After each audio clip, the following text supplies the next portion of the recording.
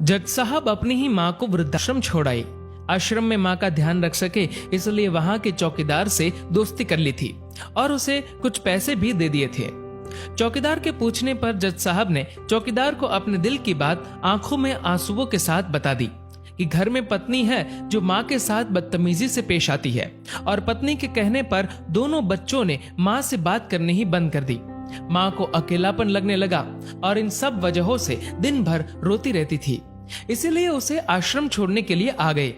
तो चौकीदार ने कहा, जज साहब आपके सामने सारे सबूत थे कि कौन सही और कौन गलत है, लेकिन अपनी ही माँ के साथ न्याय नहीं कर पाए तो औरों के साथ क्या न्याय करते होंगे आप। ये बात जज साहब के दिल को चुभ गई।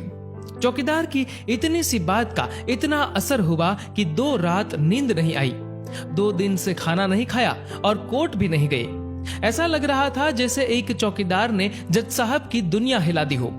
तीसरे दिन जज साहब अपने रूम से बाहर आए। पत्नी और बच्चे खाना लेकर इसी इंतजार में खड़े थे कि जज साहब कब खाना खाएंगे। अभी जज साहब ने एक कागज पत्नी को और 2 अलग अलग कागज अपने बच्चों के हाथ में थमा दिए। कागज की एक लाइन पढ़ी तो पत्नी के हाथों में से थाली गिर गई। उस पर लिखा था कि मैं तुम्हें तलाक दे रहा हूँ, और बच्चों से कहा, आज से मेरी सारी प्रॉपर्टी आप दोनों की, मुझे कुछ नहीं चाहिए। बच्चों ने उन्हें जबरदस्ती कुर्सी पर बिठाया।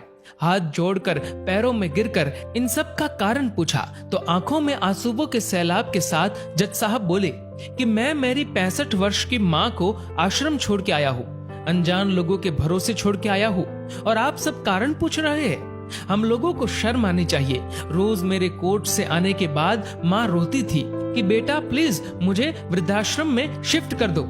आप में से किसी ने भी माँ से सीधे मुंह बात नहीं की और ये भी भूल गए कि जिस जज को आज पूरा शहर सलाम करता है, उसी जज को बनाने में उस माँ का कितना बड़ा रोल है। कभी दूसरों के घरों में काम करने जाती तब भी मुझे अकेला ना छोड़ती थी। ऐसी भगवान समान माँ को मैंने आश्रम में छोड़ दिया, और वो भी ऐसे लोगों के भरोसे जिन्हें ये तक नहीं पता कि माँ को क्या बीमारियां है।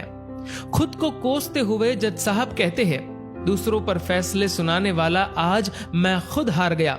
मैं जज नहीं बल्कि गुनहगार हूँ, और मैंने जो गुनाह किया है वो शायद कानून तो माफ कर देगा, लेकिन ईश्वर के कोर्ट में वो कभी माफ नहीं होगा। ये कहते हुए जज साहब बोले कि अब मैं अपने पापों का प्रायश्चित करने जा रहा हूँ। मैंने अपना सब कुछ आप लोगों को सौंप दिया है और अब अपनी माँ के साथ आश्रम में रहूंगा और उनकी सेवा करूंगा।